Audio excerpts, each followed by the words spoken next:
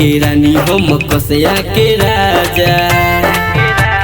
मिले के बात कुशीनगर में आजा। तू दिल्ली के रानी हम कसया के राजा। मिले के बात कुशीनगर में आजा। धनिया कवारी है तिमपुर बाजारी। धनिया कवारी है तिमपुर बाजारी। तमकुही में तोहरा आ जाई मजा। तू दिल्ली के रानी हम कसया के राजा। मिले के बात कुशीनगर में आजा।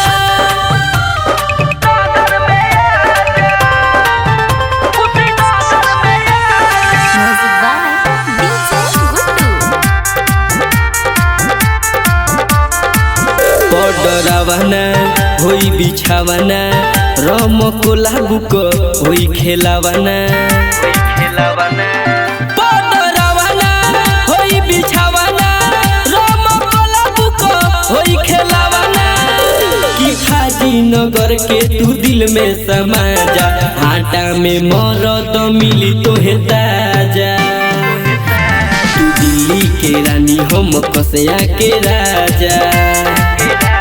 मिले के बात कुशीनगर में आजा। तू दिल्ली के रानी हम कसया के राजा। मिले के बात कुशीनगर में आजा।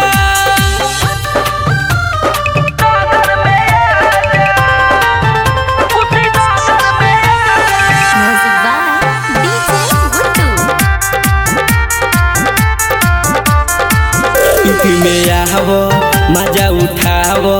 गुड्डू के साथ तनी दिन बितावो। यूपी में आवो मजा उठावो। गुड्डू के साथ तनी दिन बितावो। सागर सने ही कहे राइटर भोलू। कबो न दीही तोहरा के साजा। तू दिल्ली के रानी हम कसया के राजा। मिले के बात कुशीनगर में आजा।